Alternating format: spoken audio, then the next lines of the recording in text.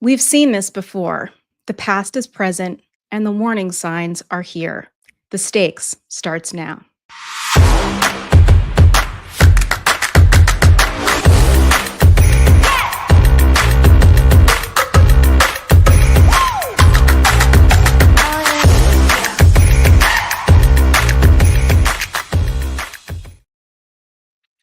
Welcome to The Stakes. My name is Michelle Kenny. I am co-founder and chief creative at the Seneca Project.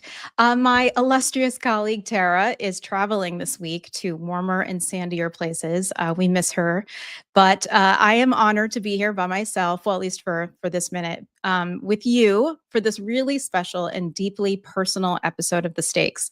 Tonight, we're going to be talking about authoritarianism, how it survives, how it spreads, and what happens when we stop paying attention. But this isn't just going to be about policy and news, but this is going to be about family stories, about memories and survival, and about what we make out of history when it's real and it's very human. So we can recognize the warning signs in our own lives before it's too late. But before we get into that, I have some good news. Our American Girl ad, which I know you all love, has been nominated for a Webby Award. We're super, super excited and we're so proud of this. It's really such an honor because, the Seneca Project has only been around since last June. And, Tara and I started this by ourselves with our own money, with no help from any other organization, just some really wonderful people, and of course, all of you who've been so supportive of us. So this honor and this nomination belongs to us, but it belongs to you as well. So it's a celebration of women's strength and freedom, and we hope it continues to resonate long after today. So we'll be dropping the voting link in the chat throughout the show. We would love for you to vote for us because there is a Webby's People's Voice Award, which is all about voting and all the people coming to support us. So I'll drop that in the chat and it'll also be in the description as well. So without further ado, I'm going to play American Girl right now as a lovely reminder. And thank you again to the Webby judges for nominating American Girl. Women's suffrage is a long story of hard work and heartache crowned by victory. Was it so hard being an American girl? Women throughout the country are committed to winning these rights for themselves. Was it so hard living in a first problem world? I'm Connie Chung, CBS News, New York. When the American promise is the land of the free, but I'm waiting for the bill for the air that I breathe. Was it so hard being an American girl? I do. I pray that we all remember our children are watching. Every heart beats true for the red, white, and blue. Tell me, girls, what are we gonna do?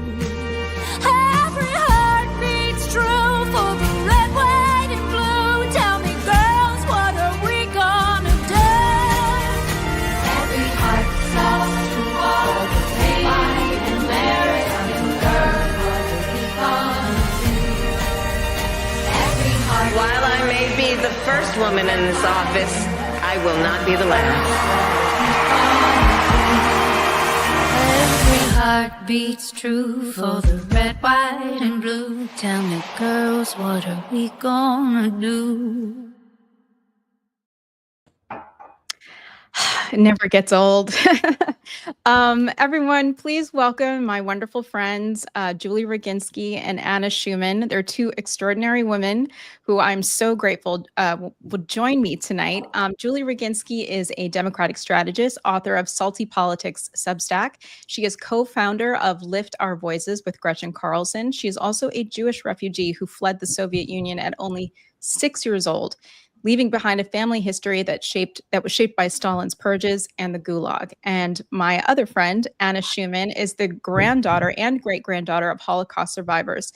She manages creative projects and speaker training through Living Links and tells the stories of her grandparents to school-age children throughout the tri-state area via 3GNY. Anna and I have collaborated many, many times over the years as artists, as friends, and now as part of our ad production team at the Seneca Project. She was our lead producer, other than myself, on American Girl. So that was really fun and special to get to have that with you right now. So, anyways, ladies, thank you so much for being here. There's a lot going on in the news, obviously, as there always is. I feel like we had a pretty good day on Tuesday.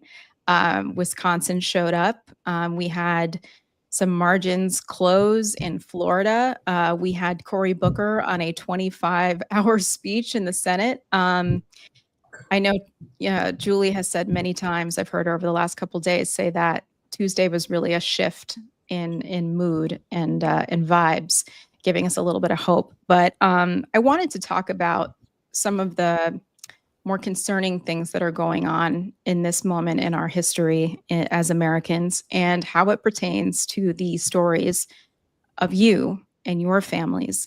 Julie, if you'd like to go first, I'd love to hear just a little bit about your background. If you'd like to tell our audience where you come from, all the things you've learned, and what brings you here today. Sure. Well, first of all, thank you so much for having me. It's so great to be on with you and with Anna. Before I even get to my own personal story, let me just say that I have been working as a political consultant for 30 years. And I just want to tell people that the American Girl ad that Anna and Michelle and Tara created this is no exaggeration. It is the most poignant, best ad that I have ever seen in my 30 years of working in politics. Thank you. It's, when you think about what this country is about, both the good and the bad and the inspirational, that ad encompasses all of it. And it's just remarkable. And so I truly hope people do go and vote on the website. And that's not a shameless plug for you. I truly no, thank you. Yeah, I believe that it deserves it.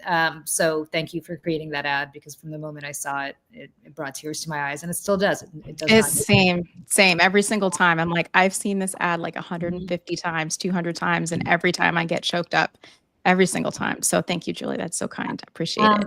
So prior, many decades before I started working in politics, I was actually born in the Soviet Union, and I was a Soviet Jew, which back then was effectively like being a Black person living in the Jim Crow South, with all the segregation, all the occasional lynchings, all the discrimination. It was a very, very difficult way to be, and it had been that way for generations for my family. If you know the phrase "beyond the pale," for instance, a phrase that we use in the English language that referred to the pale of settlement where Jews were allowed to live, which was basically the Jewish ghetto. They were not allowed to live during the Russian Empire in the cities. They were not allowed to really live among non-Jews. They were not allowed to have jobs that people who were Christian or Russian Orthodox for the most part had prior to the Soviet Union being established. So a lot of Jews, when communism came to town, were excited, not because they necessarily believed in the economic theories behind communism, but because they thought eventually it would have some sort of equalizing force for them, because the czars had not been good to them for all those generations. My great-grandfather was one of them. My great-grandfather was very close to Leon Trotsky, who was a horrible human being, but was one of the founders of the Russian Revolution. And my grandmother has, before she died, but told the story of when she was a little girl, Lenin coming to their apartment, meeting him, kind of him dangling on her being dangled on his knee. So, we kind of came from a family that really was bought into the Russian Revolution and all of it. Until Stalin came to power, and he and Trotsky had a huge rivalry. For people who don't know, Stalin had Trotsky murdered with an ice pick to the head of Mexico. That's a whole separate story. But my great-grandfather, was among the tens of millions of people who were apprehended and then ultimately sent to the Gulag and shot. In his case, he was shot on Stalin's personal orders because Stalin wanted to purge and Trotsky had influence. That all happened in the 1930s. At the same time, my both my sets of grandparents lived through World War One, World War Two in the 1930s. My grandfather on my father's side sent to the Gulag for a decade because he was a religious Jew and he refused to work on Saturdays. And back then they had 6-day work weeks. So he spent 10 years in the Gulag, came back a broken man, and did not live after he came back. That's my dad's father. Right. His wife, my grandmother, was a doctor and almost got murdered in the Stalin doctor's plot, which was a plot where Stalin was convinced that the Jewish doctors were going to kill him, so he was going to kill all of them. And had he not died precisely at the moment that he did, she would have died as well. So it's a very long. I'm giving you all this history. I think. No, it's great. It's relevant to what's happening now. I'm not comparing what's happening now yet, but just to give you a sense of people idealistically, I think thinking they're supporting something better, and then kind of reaping the win of what ends up happening to them. Right. I was raised by my grandparents. When we lived in Moscow, my parents worked, so I lived with my grandparents during the week, and they were basically like my parents. I would see my own parents on weekends, but I was raised by my grandparents. At some point in the 70s, in the late 70s, they all Look at you. Look at baby Julie. How cute. That was me, probably circa 1974, 75. That's crazy. Look at you. Wow. That's me. And holding a book upside down as I see. But they decided, the adults in my family decided that they could not spend another generation raising another child in that country because it was so bad. Right. So we all applied to leave. And again, I want to stress my grandparents were the primary caregivers in my life. I was much closer to them than to my parents. But with the Soviet authorities did so well and continue to do so well, and it's so applicable to what we're seeing now with these deportations, is that they specifically wanted to make it painful for people who wanted to leave. They were allowing very few Jews to leave the Soviet Union at the time. They gave my parents and me a visa, but they did not give my grandparents a visa. And they said that effectively, if you go, but no, you will never see each other again. And for a decade, my grandparents tried to get out and were refused. They were known as refuseniks, which was the word for Jews who were refused an exit visa. And every single birthday I had, every single kind of wish I had, I would blow out the candles every birthday, and just my wish, when everybody else is kind of wishing for Cabbage Patch dolls, I just wish that I could see my grandparents one more time. So that's the kind of family separation policies that truly have an effect on people. I mean, this is not some sort of historical artifact. It's not some sort of thing that you read statistically. I mean, this is just one example of what happens when you separate families, when you lock families up, when you have an iron curtain separating the two of them, two sides of the same family. Eventually my grandparents did come here when I was 16 because the iron curtain had collapsed and they were finally granted a visa out. But there's a big 10-year age gap between the little girl you saw there and a teenager who at that point, was just not that particularly interested anymore in her. Right. And you were in New Jersey at that point too, right? We were in New Jersey. When we first came here, we were not allowed to come here directly. We first had to go to Austria. And I just remember it was a very cold, we left on February 15th, pre-dawn, very, very cold, gray morning in Moscow. We got on that plane. People had come to see us off at my grandparents' apartment, but most people did not come to see us off because they knew that the KGB had us under surveillance. They did not want to be associated with us, which is to this day, my parents can tell you exactly who refused to show up all these years later. And that was 1980. So it's been a long time. I'll remember right. But we ended up in Austria for a little while. Then we moved to Italy, spent some time there just waiting for a visa to come to the States, and eventually came here. And to some extent, the reason I have such a hard time with the refugee policies that are happening now, especially with Donald Trump, is because I had the great fortune of having been born a Soviet Jew, which doesn't sound like a great fortune, but at that precise moment in history, the United States government was letting in any Soviet Jew who could make it over here. because so few could, but they were allowing everybody in and giving them a green card right away.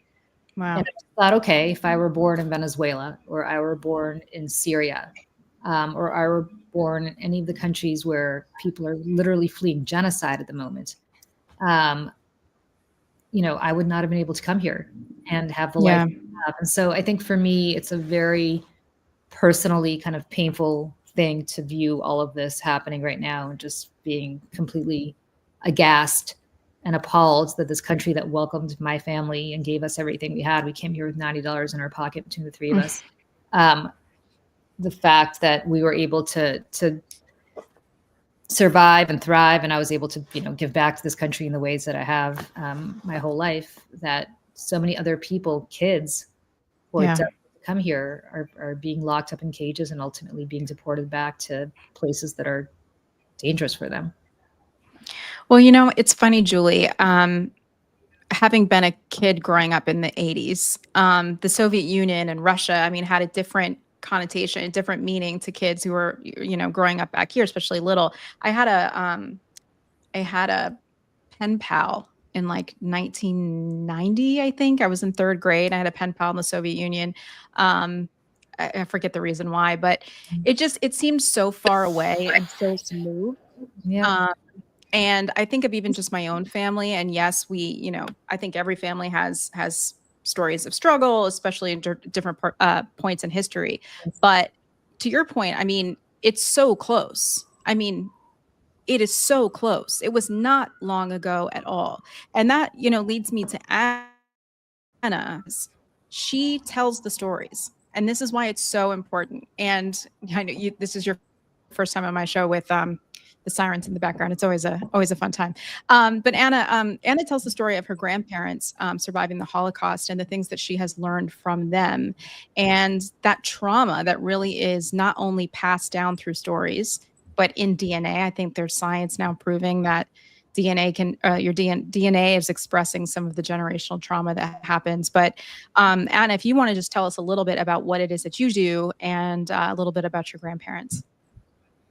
Yeah, absolutely. First of all, thank you so much for having me. It's an honor, and you know how much I love you, Michelle. And I know. Thank you, Julie, for your comments on the ad. That's a high praise. I am just me and my whole team is just so excited to work on it, and we're all so proud of it.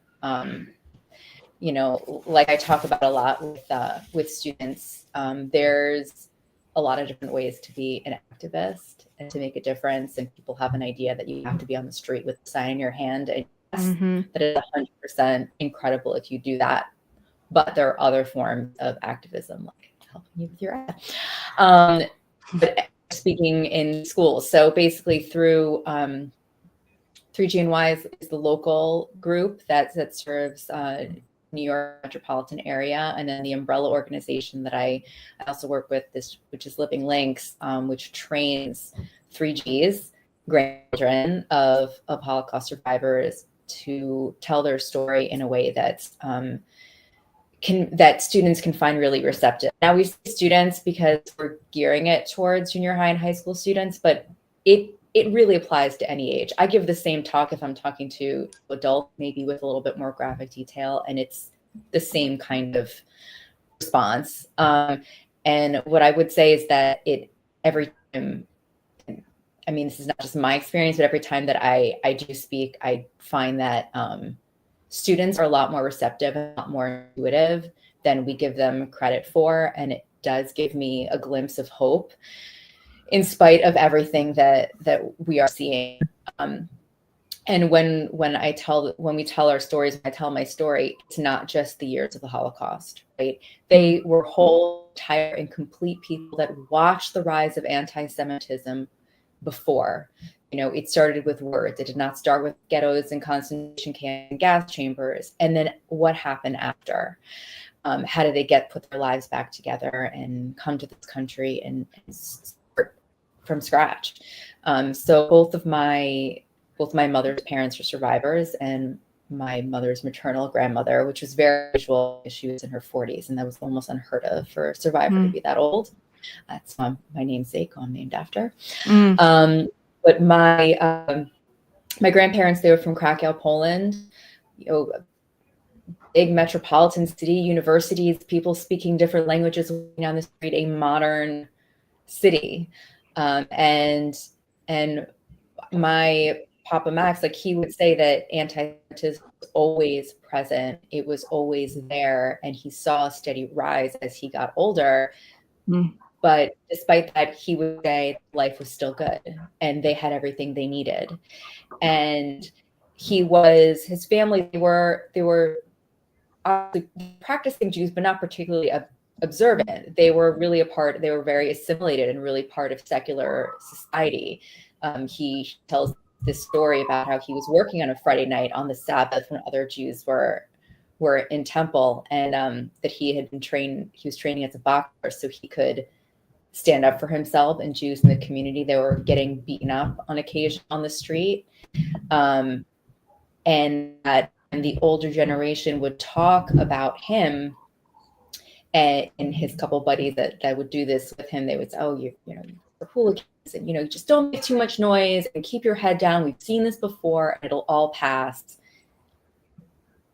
Because, anti-Semitism was irregular, even though they consider themselves Polish citizens, their birth certificates mark them as Jews. They were other.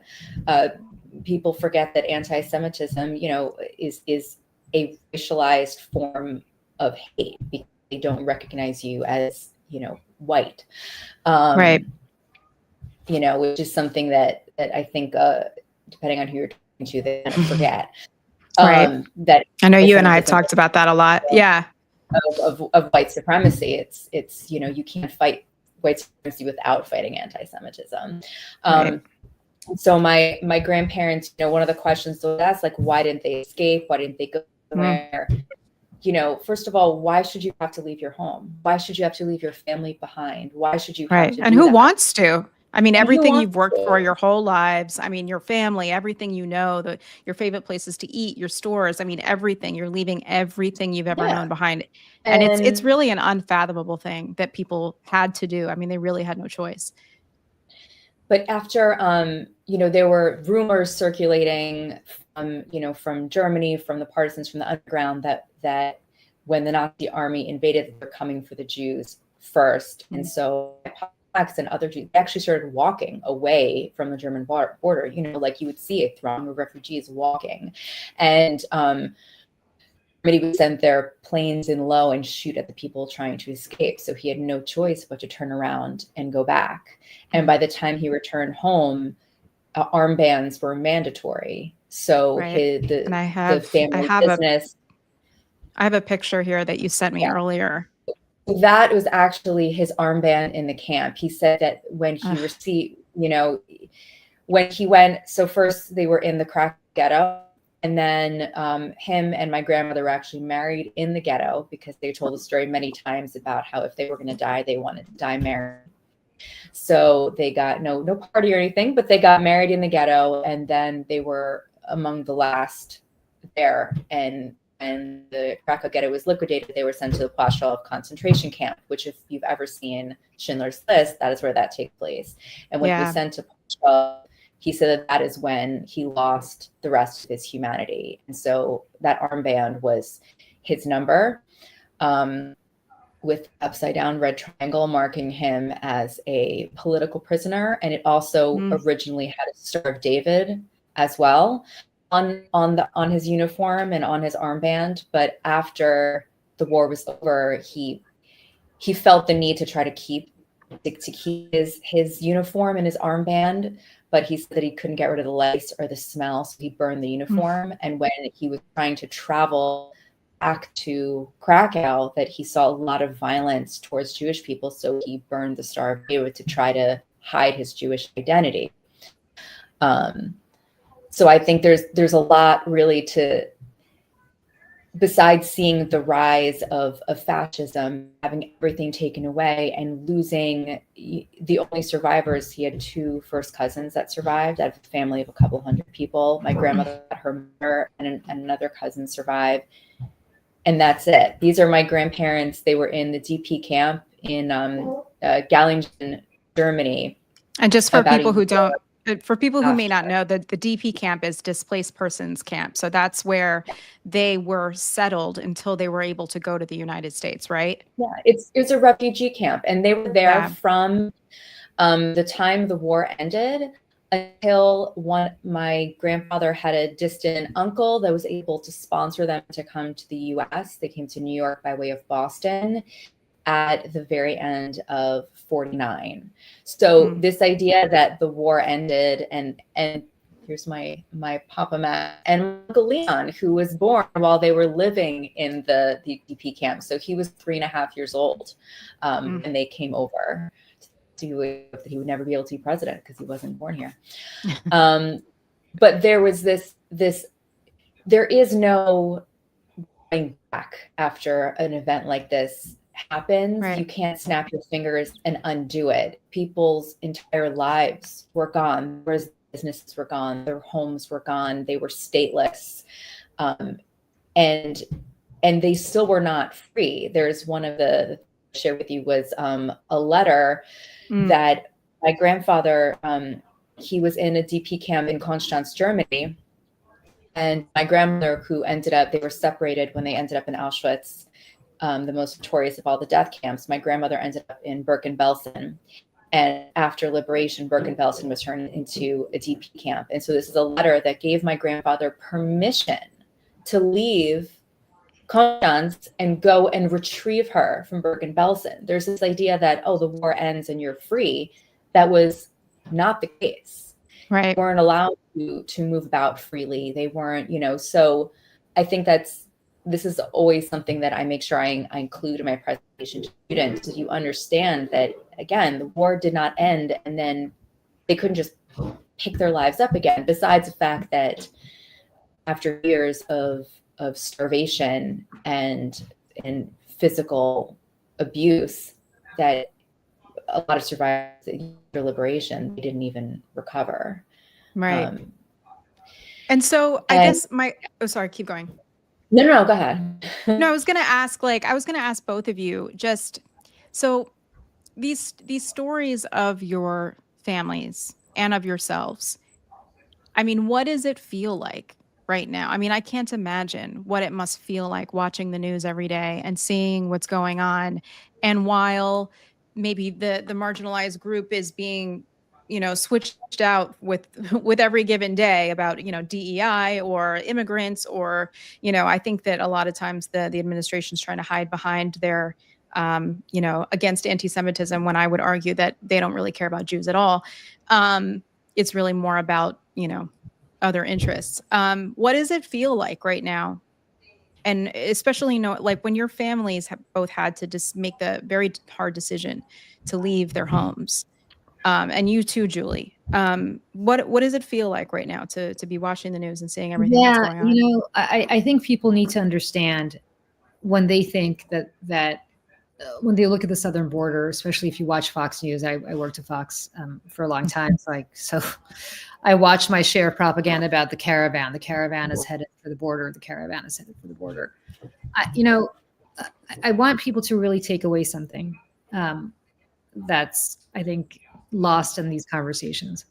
It is really, really, really hard to go through this.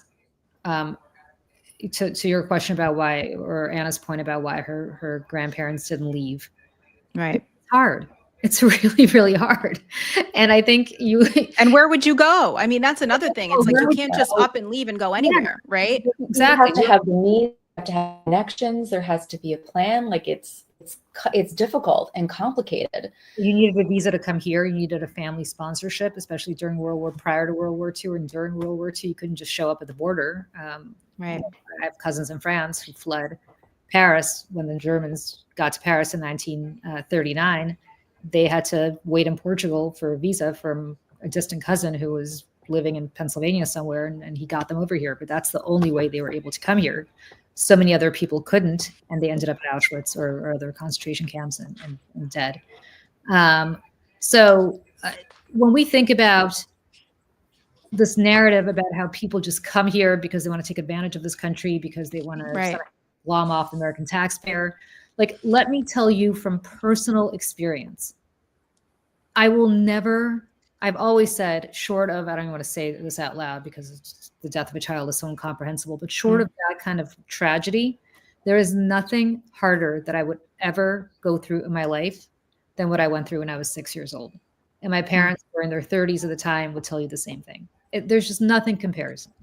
It is disorienting. You are leaving behind everything you know. You're leaving behind everybody you know. You have no guarantees that you will make it. You have no guarantees that you will ever see the people you love again. You have no guarantee that you'll see the country that you love, even though you don't love it, but the country that's the only country you've ever known your entire life, that you'll ever see that place again. And so it's a horribly disorienting, difficult, tragic thing to undergo. And if you are so desperate as to come here, it means you're really out of options. I mean, these people, in Venezuela or wherever they may be coming from in South America, I mean, they're crossing thousands of miles. Sometimes by foot, Right, which is like even crazier. Sometimes by foot, spending every last cent that they have to God knows, pay God knows who to come over here, have to risk crossing the Rio Grande, sometimes illegally, not illegally, but sometimes sometimes they don't ask for asylum. Sometimes they do. Not knowing whether they're going to make it here alive. So how desperate do you need to be to do that? And the cruelty, I think, to me, I sit here every day and I just can't believe it. And I think in a very visceral way, I just can't believe that this is who we are as a country, that we're endorsing returning these people to countries that, by the way, they'll be dead because they fled those countries for a reason. A lot of these men fled because they had to be in a gang. They were told either you join this gang or you're going to die, or your family's going to die. So they escaped. They're right back where they started. God knows what's going to happen to them when they get there. These other people who are locked up like animals, it just reminded me of, I hate to use this analogy because it's not quite the same, but like in a boxcar almost. Yeah. In this prison in El Salvador. Where Christy Nome is doing like concentration camp theater in front. I mean, it's just, right. It's sick. It's sick. I mean, it's sick. That's the only word for it. It's actually morally corrupt. It's like the moral rot is right there for everybody to see. And yet you see people kind of go through their day every day the same way that I guess, and certainly Anna probably can shed more light on this than me, but I just think about like Hannah Arendt, who was a Holocaust survivor herself, who had this great piece of writing called The Banality of Evil when she was covering the Adolf Eichmann trial in Israel, who was the architect of the final solution to the Jewish problem, one of the architects of the Holocaust. And she, the Israelis captured him. She covered his trial in Jerusalem in the early 1960s. And she just looked at him and she said, kind of had this banality of evil. This guy looked very, very normal. Looked like any other bureaucrat. He looked like anybody you'd see on the street. And all of these, I remember being in Berlin in 1993 when there were a lot of still elderly people who were adults during the Holocaust. I was in college then and looking at them and thinking, but what were you doing back then? What were you? And these were all like normal people. And so to me, what are people going to, what are our children and our grandchildren going to be looking at us and saying, but what were you doing when this was all happening? You were just going about your day. You were going out to dinner and having drinks. And I think about that all the time. And it's depressing is not even the word. I'm not somebody who's typically prone to depression, but it's just, I am depressed because I know my history. I've lived it. But I also know the history that Anna does such an incredible job of teaching, which is much worse than anything I've ever gone through. And like these normal people who lived their lives in the 1930s as they were escalating to the greatest tragedy in world history. Yeah. And lived through that while that was happening too. Well, that's the thing, is that we like to think about, these Nazis or these perpetrators as monsters, but they were people. They were Yeah. just people, and everything they did was a choice. And my grandfather would say often that it's easier to look the other way. Mm-hmm. It's just easier. It's easier to look the other way and go about your day. And it's easier to follow in the crowd. It is much harder to take a stand, to swim against the current, and to be loud and visible, because that's scary. Yeah. And I could tell you from my personal feeling is that from the second I saw tiki torches and the chanting of Jews will not replace us, I have had a knot in my stomach. Because for those of you that don't know, the anti-Semitic conspiracy theory is that Jewish people are orchestrating the replacing of white people with non-whites. So that is the basis. And the talking point, which was, we were looking at those throngs of refugees coming up, the border of Mexico, is that George Soros was funding this, which isn't anti-Semitic conspiracy theory. Right. And and when it comes to, and it's just, besides the fact that it's just, well, it's just, stupid. it's absurd. It's absurd. And Julie and I have talked about this on our other show that we like, she's been in politics, Democratic politics for 30 years. And you've never met George Soros. I've been for almost a decade. I've never met George. Like we get emails at Seneca Project that's like, "Oh, you George Soros, funded operation." Right. I'm like, I wish I met George Soros.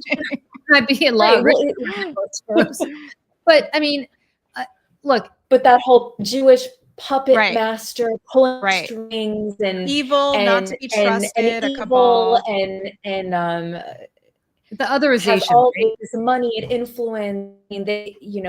Anti-Semitism is often called the canary in the coal mine, that when a society really embraces these anti-Semitic conspiracy theories, that other stuff kind of follow. Yeah. And I want to be clear that it's not, anti-Semitism is across the political spectrum. Each side does not have a monopoly on it. But when it comes to Trump and his camp, it's just a nice.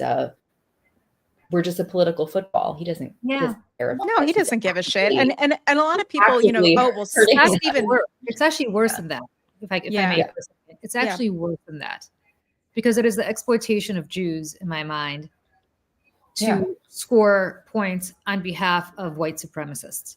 Because by getting rid of DEI, which is what he's doing this for, what he's effectively doing is giving space to people who are like the Tucker Carlsons of the world and others who I know, because I worked with them, are just, they just are.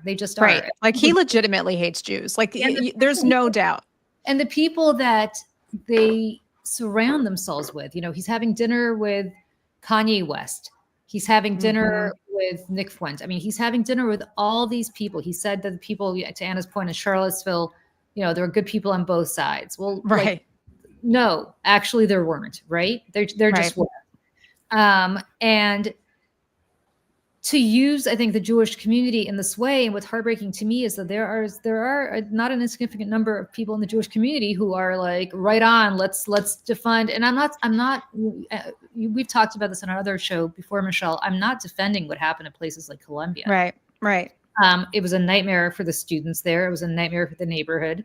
It was a nightmare for the parents. I live nearby. Yeah. It was a nightmare for the parents who paid tuition to only have their kids have to do remote learning because their campus was shut down. So I'm not defending that. But there's a big difference between cracking down on chaos, irrespective of who is causing that chaos, and suddenly saying, oh, but we're doing this for the Jews, because you're not doing it for the Jews. You just cut $500 million out of Columbia's budget that will disproportionately impact the research projects of Jewish professors. Yep. And it's the fact that they hide behind it. And Donald Trump, I see it a lot on the right wing, Twitter feeds and whatnot about, oh, well, Ivanka's Jewish. Okay. And then, or Stephen Miller. Stephen Miller's Jewish and Katie Miller's Jewish. I'm like, okay, have you ever and there met were a Jews that joined the self-hating Nazi woman? Party too. Well, that's what I mean. It's like there's always people in marginalized groups that will gladly do the bidding of their oppressors to seek out others, other means or goals or whatnot. And it's just the cruelty. I keep coming back to the cruelty, and it's just. So I wanted to talk a little bit about the people who are in the Trump administration, around the Trump administration, that is part of this deeply, deeply anti-Semitic, racist, xenophobic group of tech oligarchy guys who are from South Africa. Because I think something that people may not realize is that Elon Musk's mom's parents, so his maternal grandparents, were May Musk's parents were Canadian Nazis whose party was made illegal in Canada. So, they decided to leave and go to South Africa because that seemed like an attractive place to go, even though they had no ties to it whatsoever. And Peter Thiel, while he was born in Frankfurt, and I think then moved to Ohio for a second, and then his parents moved to Southwest South Africa, which is one of the last places on Earth that it was acceptable. Actually, let me play this clip for you. This is Chris McGreal from The Guardian, who's telling a little bit about this. It's really interesting. Hold on. Who are the PayPal mafia, and how are they linked to apartheid-era South Africa? Well, they're a group of men who are at the top, the founding of PayPal, all of whom in some way or other grew up in South Africa as children. You've got Musk himself, who was born in South Africa and lived there, went to high school there until he was 18 and then moves to Canada. You've got Peter Thiel, who was a co-founder with Musk of PayPal. Thiel was born in Germany, but brought to South Africa as a young child. His father was a mining engineer. Lived in Johannesburg and then moved to Southwest Africa, which was then a South African colony, is now Namibia. And he went to school in Swakopmund, which was notorious as probably the last place on the planet where people still openly greeted each other with Heil Hitler and celebrated Hitler's birthday. He went to a German school there before moving to the United States when he was 10 or 11. Musk has a Canadian passport through his mother, because Musk's mother's father was, mother's parents were Canadian, and there's a whole story there. Musk's grandfather, Canadian grandfather, had been the head of the Canadian branch of a political movement in the 1930s called Technocracy Incorporated, which in essence wanted to scrap democracy in the United States and Canada and have technocrats rule the country, which might sound familiar. That becomes a de facto fascist party, is banned during the Second World War, and then the grandfather moves to apartheid South Africa, having had no connection to the place, in 1950 because he likes the sound of apartheid. And even Errol Musk says of the grandfather, he was an open neo-Nazi. Like, I listened to this, and while it's, you can't even believe it, but it's the grandchildren, essentially, of the Nazi movement who have rose from the ashes and with billions of dollars making an influence to make history repeat itself. And again, here we are, the granddaughters of people who escaped, people who survived, and here we are fighting the same fight again. And they say that history repeats itself every 100 years or so because the last person to tell those stories firsthand is no longer here, and so that story then becomes just a story on a page in a history book, and it's not human anymore. And I think it's I think that's why a big reason why I wanted to have you both on is because humanizing these stories and actually putting faces and voices and spirit to it is so important. And it helps, especially with Anna, when you talk to the kids. I mean, what kind of reception are you getting with the kids in these schools? I mean, it's really incredible, especially when it comes to schools. They'll ask me about intergenerational trauma. They'll ask me if I've experienced anti-Semitism myself. They ask me what my grandparents were like, or, and when it comes to, like you said, like we're the last generation to hear these stories firsthand. And Elie Wiesel had this quote about, when you hear a story, you witness. So I tell them, by me telling you my family story, you are all now witnesses. And I talk about when my parents were like after the war, and I talk about how the older I get, the more I realize how much it really affects every single thing that I think, how I react to everything. Because survivors, and being a parent too, I'm sure. Survivors came in two camps: the ones that you could not get them to talk about it, and the ones that could not stop talking. And my grandfather, like, these were literally my bedtime stories, and I did not realize how abnormal that was. And I usually tell the students how, as a kid, I would lay at night, and this, again, I did not think that that's right after my 15th birthday. Skills 98. My poppin' is styling a red tracksuit, which my grandmother definitely bought. Oh yeah, I bought my amazing. Totally lost my train of thought because I saw the picture. Well, it's you were saying that these were your bedtime stories. I tell it to the students that, like, I would lay there as a kid and think about if I had to leave really quickly, what could I throw into my backpack? What's important to me that I could be out in 2 minutes? And that my family, we had, like, there was like a meeting place plan, like, my grandparents' house in the Catskills, like the little bungalow. Even now, even still. Yeah, it was like, this is the meeting, this is where if something happens, we go, and then we figure out from there. Like, and this is a conversation that I have with a lot of other grandchildren of survivors. Like, we had a plan too of where to meet, and they would, the grandparents that would hide jewelry in clothes and make sure they have a certain amount of cash on them. Like, that's not supposed to be the experience of a child, and that shouldn't be the kind of, but you don't know it's not normal until you encounter people that are like, you do what? Right. Because because it's such a heavy topic, I think, for people who are so separated and far from it. But for you, it's part of who you are. And also, Julie, you were saying that you have spent your adult life really giving back to the country that you feel like gave so much to you, and how hard it is really to be a person who speaks up. Some of us, it's just in our nature, and we make enemies, or people don't like it. To make a theater reference, I most people think they're Alphaba, but most everyone is a Glinda. You know what I mean? It's like, I think that's a great way to put it. Yeah. It's very interesting. And to Anna's point, I have said semi-jokingly, but not really, to my husband, who is not Jewish and has had normal American upbringing, as did his parents and grandparents. So when I've said to him, sort of semi-jokingly, well, like, we should probably get out of here because things are getting pretty grim, and I've seen this movie before.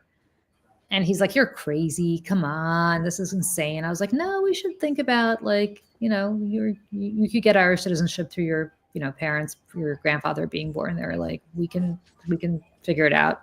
And he's like, no, that's crazy. And I think from his perspective, like, what are you talking about? Like, yes, things are grim, but it's never going to get that bad. And I've said to him more than once, I go, you sound like a Jew in 1933 Germany, who thinks it's not going to get worse.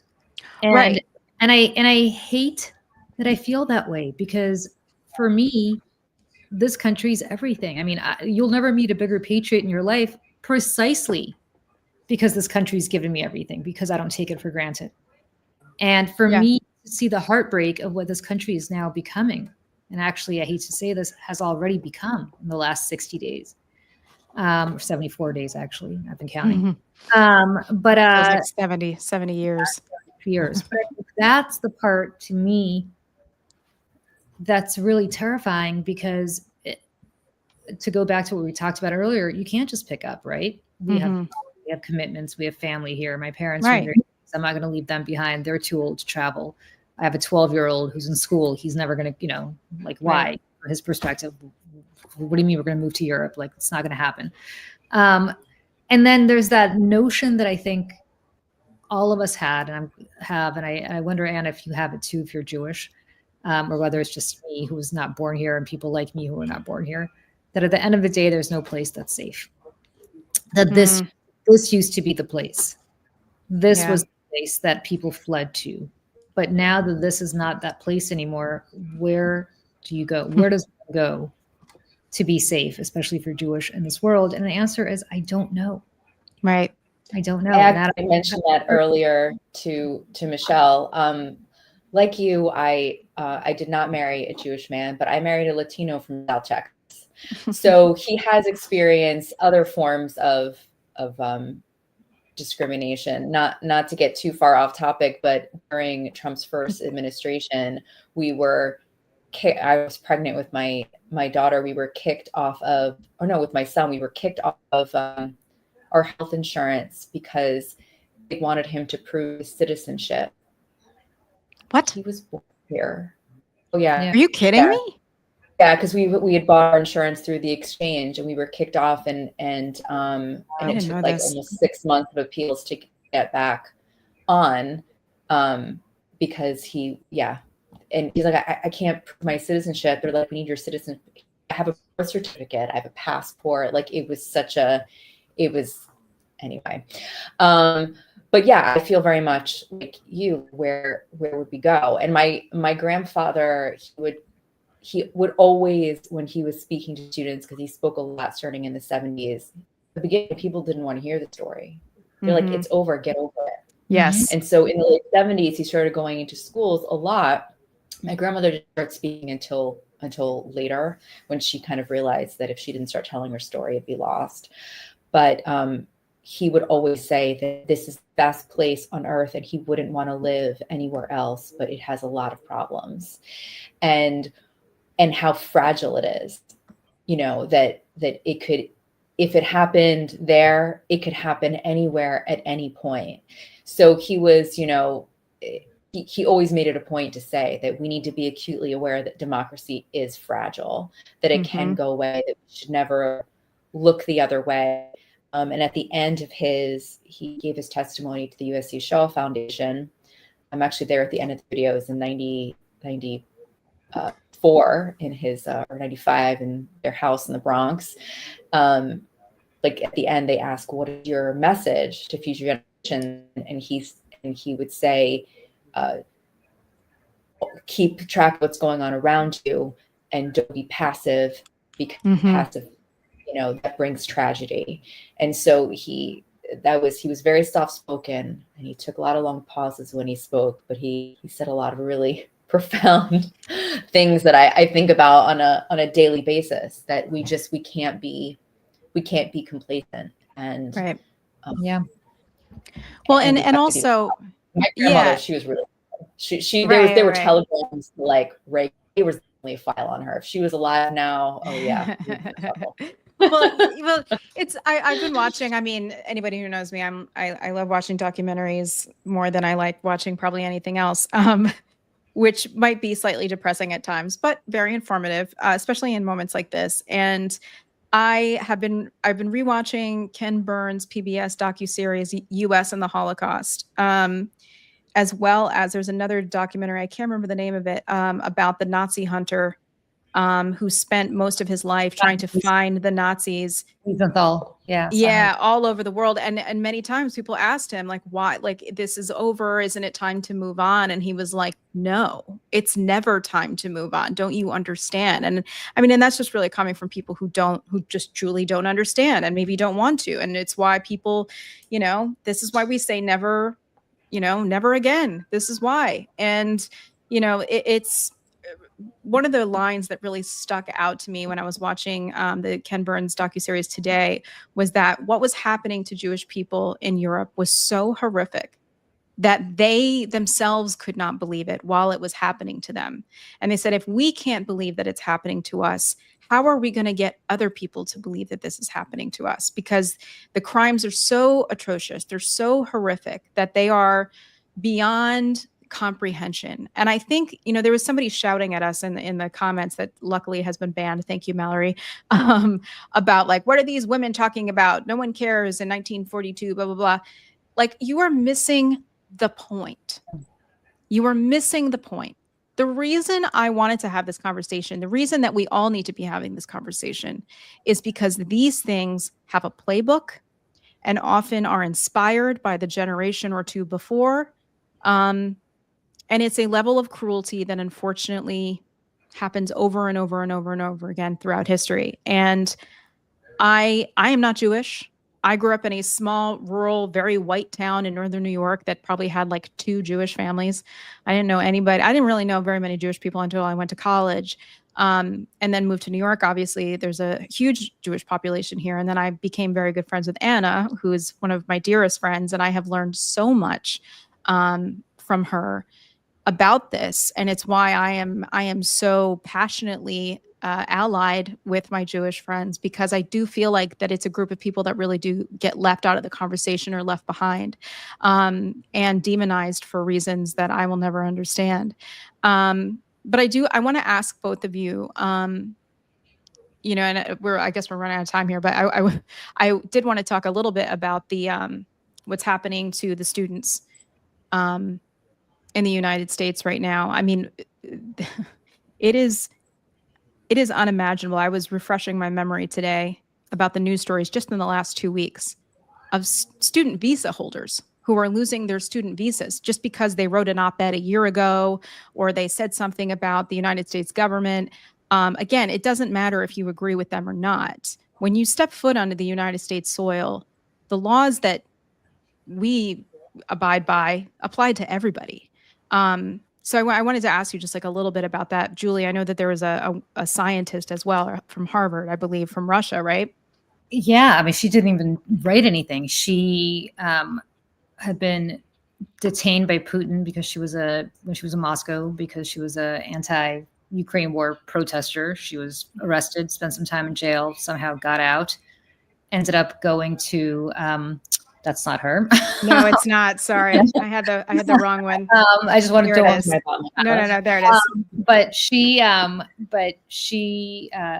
eventually became a researcher at Harvard, apparently obviously somebody who's tremendously value added to Harvard. And she went to a French, some sort of French conference in Paris. And her professor at Harvard asked her to bring back a frog sample for whatever reason she was doing, which she should have declared, but she didn't. Right. Typically, that's her. Her name is Ksenia Petrova.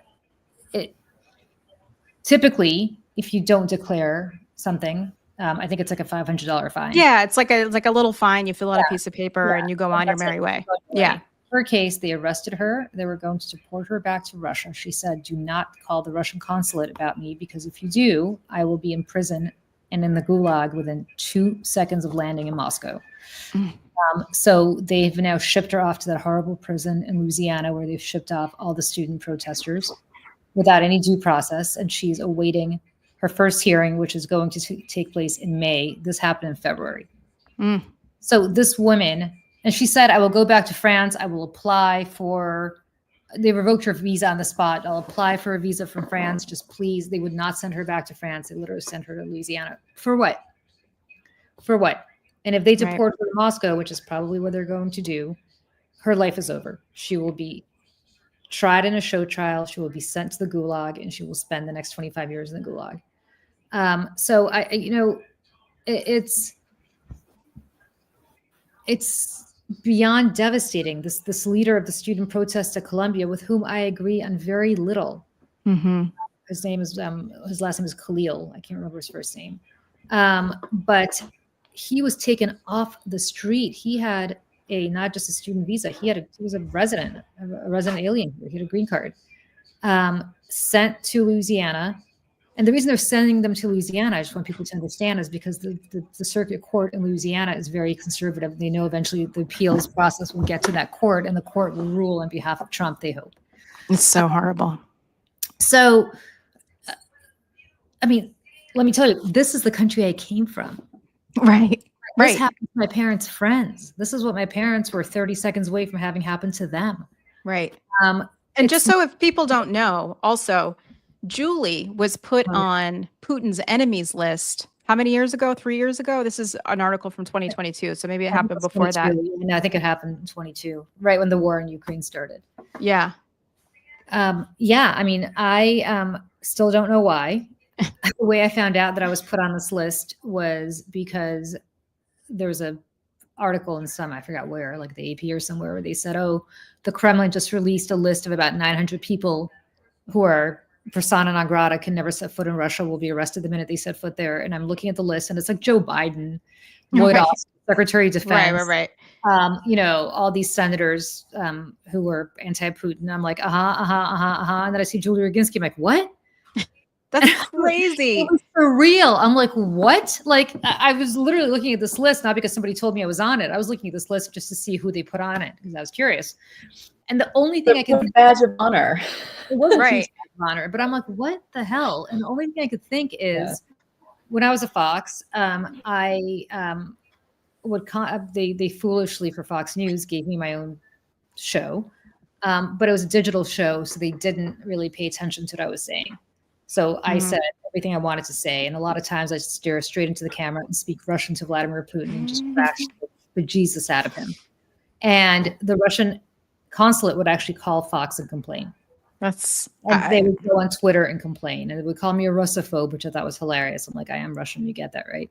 But it's badass though, so badass. Yeah, it was pretty badass, and I found myself on this list. But now I'm thinking, okay, look, first they came for the undocumented, then they came for the green card holders, then they came for the students. Naturalized citizens are next, because Marco Rubio's comment that he made, which I'm paraphrasing, but only slightly, about this poor woman at Tufts, this graduate student who wrote an op-ed. Yeah. Signed into an op-ed basically saying she wasn't happy with the way Israel was prosecuting the war in Gaza, which, by the way, okay. He said, you don't have the privilege of coming to this country to stay here if you're going to trash this country. I guess she was upset that the United States was funding Israel because of their prosecution of the war in Gaza. Okay, so the next step is we don't give you citizenship in this country if you criticize this country, right? So we're taking. I think I have the clip here actually. Let me see if I can. Why does it do this? Hold on a second. And and Marco Rubio too. I'm like, seriously, dude. Like, you of all people, like your family fled Cuba. I know. And Castro, and here you are, and I don't know why it's not working here. Hold on. Let me try this again. I don't know what, this isn't working. Anyways, I was going to play the clip, but yeah, I mean, he says it so sternly to a group of people, is just like, well, if you can't come here and say things against our government, or we're going to take your visa and send you back. I mean, like, it's free speech for me and not for thee. That's the correct. Correct. And I think he's one of the most dangerous people in the administration, quite frankly, because I mean, for somebody who gets 99 votes confirmation, which shame on the Democrats for that. I think it's abhorrent. And this is just, again, a guy who has risen in the ranks, has this great American story, and has used all of that in order to hurt other people and get more power. So in closing, I want to ask both of you, if your grandparents were alive here and here with you today, what do you think that they would say? Anna, do you want to go? Because I'm having a hard time. I'm pretty sure my grandmother would have been arrested at some point. Let's just be clear. I have copies of telegrams that she sent to various presidents when she was displeased with what they did. They definitely had a file on her. I think they'd be very loud. They would be very loud.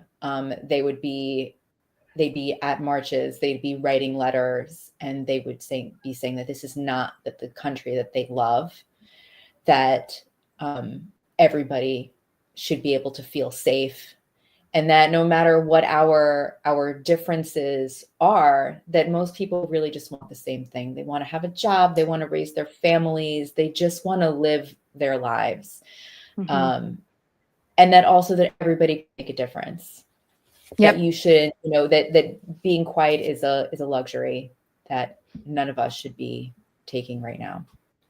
Everybody needs to use their voice in whatever way they can. Be an instigator. Absolutely. Well, and just to piggyback on that, some of the people in the comments have said, "Oh, this is really depressing," and this is yes, this is really heavy stuff, but it's stuff that we need to know about so that we can stop it, so that we can do something about it. Because what happened then is people waited around and they didn't say anything, or not enough people said things, and not enough people believed. And then look what happened. So we have the power in our hands. We have the internet, we have cable news, we have all different kinds of ways to give information and get information. And that's why this is so important, that we continue to fight back. So we have a limited period of time, I want to say, to do that. Yeah. So we should not be asleep at the switch. And I'm not somebody who pulls the fire alarm, and never have been that person. I'm pulling the fire alarm now, probably for the first time in my life. Because I feel that strongly that we are living in the beauty of Donald Trump is he always tells you what he's going to do. You don't have to. And it's so brazen that almost people don't believe it. And that's the thing. It's like they don't seem to, because he's so goofy and he's so clownish that, I don't know, there's something about the way that he says it out loud. People are just like, wow, that's Trump. That's Trump. And that's the media has given him a pass for the last 9 years for all of those reasons. And I think a lot of his voters and supporters have too, until it comes for them. Listen, the markets went crazy today because they couldn't believe that Trump went through with his tariffs. And I'm not laughing because it's not funny because we're all losing money, but I'm kind of smirking about the whole thing and thinking, but what part of this did you not, based on the last 10 years, think that he was going to go through with? Right. Because he said he was going to do it. To his credit, he does stuff that sometimes he changes his mind. Right. But he does it.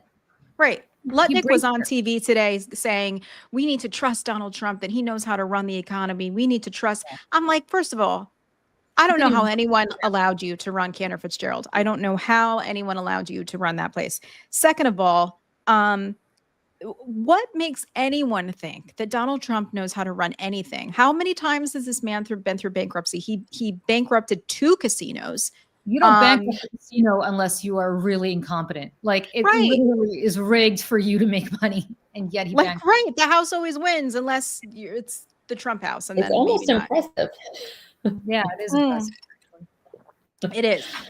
But yeah, but Julie, what would your grandparents say? My grandparents came here in their late 70s, and when they finally were able to come here, and so they spent their entire lives in a totalitarian society. So I don't think they knew any better, and I don't think I think they conceptually understood that this country was free, but I think their worldview, all they knew, it's like I conceptually understand that Mars is a red planet, but I don't really understand what life is like there. And if I moved there, I probably still wouldn't know what it's like. Right. And that's kind of what their attitude was here. So I don't think they would be surprised, because all they know is that you don't speak up against the government. The government is going to execute you if you do, or put you in prison for life, or in labor camps, or whatever else. So these were people who were deeply, deeply, deeply informed by the Russian Revolution, by Stalin. They were deeply informed by World War II, which my grandfather fought in. They were deeply informed by stories emanating from Germany, like the stories and Poland, stories that Anna's grandparents went through, which were not stories for Anna's grandparents, they were real life. So I think for them, none of this would be surprising, because of course this is how it is, right? It is surprising for me because I was, I'll tell you a very sappy but true story. When we were flying here finally for the first time from Rome to Kennedy Airport, my father we were sitting, I remember, in the middle row, not where the windows are.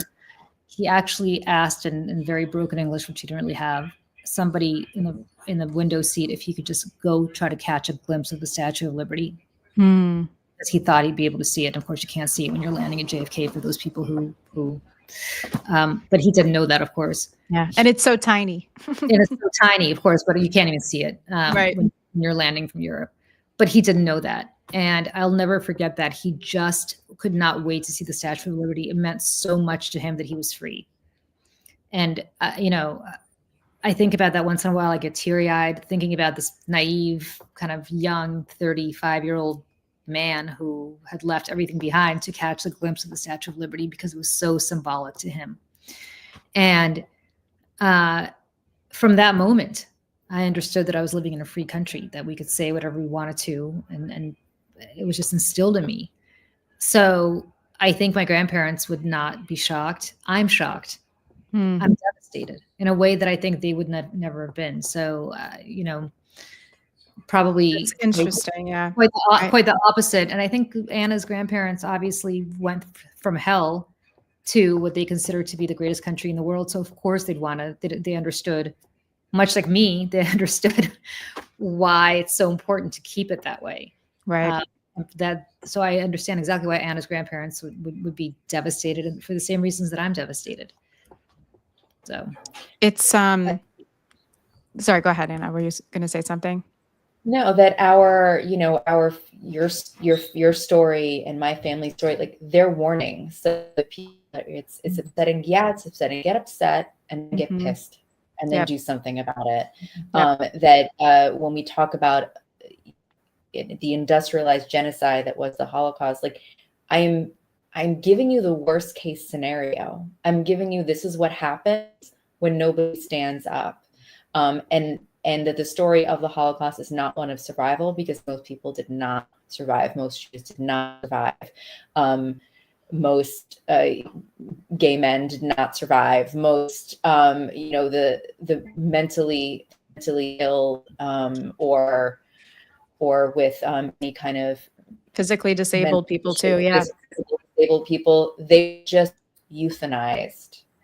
Like, they don't have anybody to tell their stories. They don't have anybody to speak for them. So it's, and we don't know, the Romani community is so close. Like, there aren't a lot of 3Gs that tell their story, that know their story. We don't even know exactly the number of how many were murdered, because there weren't proper census done on their communities. They were assimilated the way Jews were into society. So, we're a warning. Julie and I are sitting here as a warning. And it's, sorry, go ahead, Julie. I was going to say just one more thing for people to think about. Anna, I don't know if you ever went to Auschwitz, but I was there. And when you go to Birkenau, which is the extermination part of, it's Auschwitz too, but it's the extermination part of the camp. And you look at the bombed out, it wasn't bombed out, the Germans on their way out exploded the gas chambers because they didn't want people, they didn't want the Allies to see what they had done. But you see where the remnants of those gas chambers are. And then you look right behind the barbed wire fence, which is probably, what would you say, Anna, 50 feet, 80 feet? Yeah. There's a house. There's a fence behind the crematorium. It wasn't the gas chamber, it was the crematoria, actually. And behind that fence is a house where normal Polish people lived, who clearly had ash rained down on their roof and on their yard every day that those crematoria were working, who smelled burning flesh. And I know this is really depressing for people on a Thursday night, so have a drink. No, it's important. But of all the horrors that I saw when I was there, and it was by far worse than I ever could have imagined. It's the one place that actually exceeded my nightmare of what it could be. That to me was the most awful.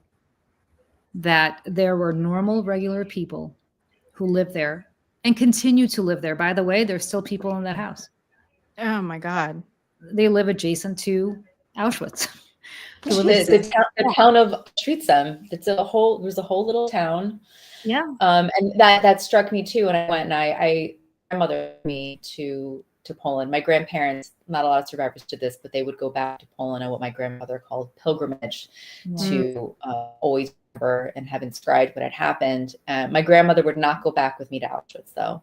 So I was 19 years old and I was there by myself for several hours. And I think that is the part that I found most striking, that like you're in the middle of the Polish countryside and over there so beautiful, and I turn in this direction and I see chimneys of the barracks as far as the eye could see. It's I say that, but though I raise that issue not to be depressing, I raise that issue to say that this happened in plain sight. Yeah. In the same way that what's happening now is happening in plain sight. And we're all just going about our lives and going to dinner and doing all the things. And, you know, Anna and I worked on an ad together at my last place of employment for International Holocaust Remembrance Day. And I remember we were going through a lot of the imagery and the video and the photographs that were taken of the camps and of the deceased. And I remember feeling like, we can't put that in there. That's so upsetting. We can't put that in there. It's too gory. And I remember Anna said to me, and it has always stuck with me, Michelle, no, people need to see this. People have to bear witness to what happened. And I've always thought about that since, because we do want to look away and we can't look away. We can't look away from that.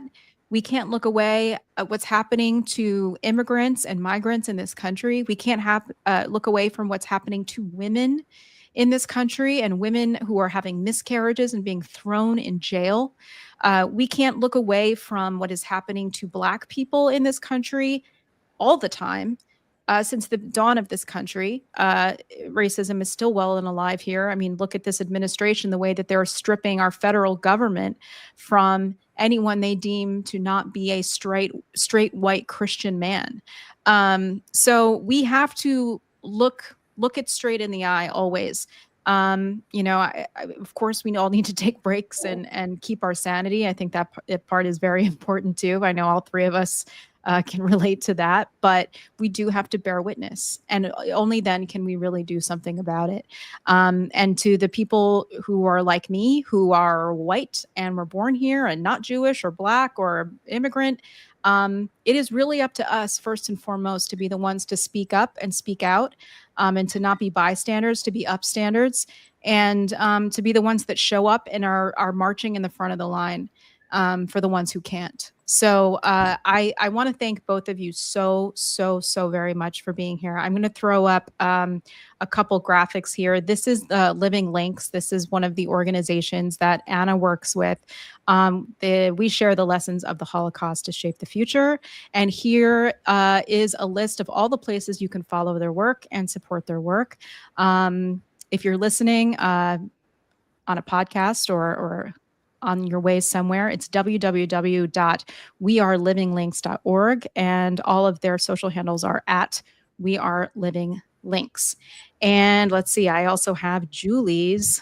Let's throw Julie's stuff up. She is the author of Salty Politics, which is a great Substack, and you should all subscribe. She has a great show on Thursday mornings at 11. She talks about everything that's going on with Russia. I find it to be so informative. And I also have all of her social handles here, places to follow her. It's mostly at Julie Roginski and saltypolitics.substack.com. And then last but not least, I have the 3GNY thing here too. Yes, I do.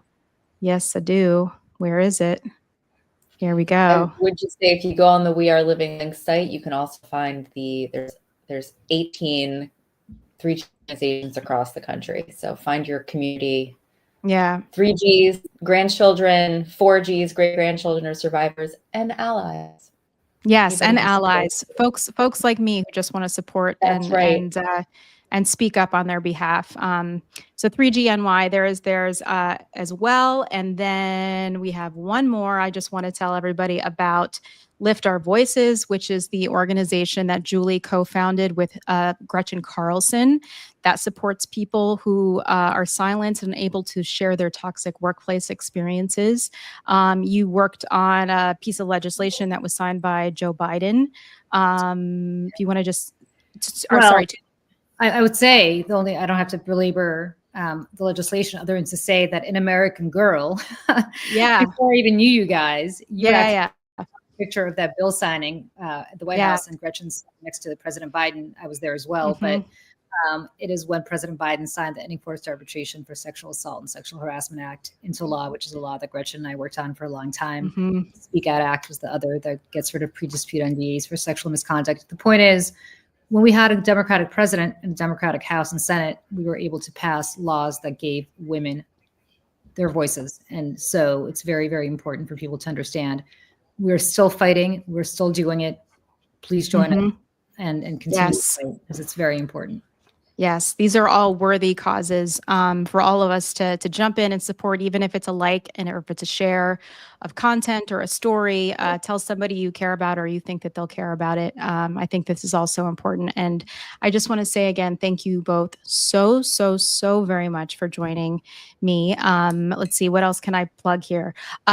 Julie and I do a show together over it Wednesdays at noon. We also have a coffee and conversation weekend version of that, Saturdays at 10 a.m. So start your day with us on Saturday before you head out to protest. There are going to be protests happening Saturday, April 5th across the country. So if you can protest safely, please do. Please show up and have your voices heard. It's so important. So yeah, that's it. And of course, please vote for the Seneca Project to win a Webby. That would be amazing. And I'm going to actually close this out on American Girl. And we'll throw up the voting link again. And if you're listening, if you want to go to www.senecaproject.us, we do have a link at the top of our website, so you can go and vote there as well. And also, if you'd like to contribute or support the Seneca Project, we are a donation-based organization. Any amount of support that you can give is always appreciated. And you can go to donate.senecaproject.us. So Julie Roginski, Anna Schumann, thank you both so much for being here. And we'll see you next week. Thanks for having us. Thank you. Women's suffrage is a long story of hard work and heartache crowned by victory. Was it so hard being an American girl? Women throughout the country are committed to winning these rights for themselves. Was it so hard living in a first problem world? I'm Connie Chung, CBS News, New York. When the American promise is the land of the free, but I'm waiting for the bill for the air that I breathe. Was it so hard being an American girl? I do. I pray that we all remember our children are watching. Every heart beats true for the red, white, and blue. Tell me, girls, what are we gonna do? Every heart beats true for the red, white, and blue. Tell me, girls, what are we gonna do? Every heart beats true for the red, white, and American girls. What are we gonna do? Every heart. While I may be the first woman in this office, I will not be the last. Every heart beats true for the red, white, and blue. Tell me, girls, what are we gonna do?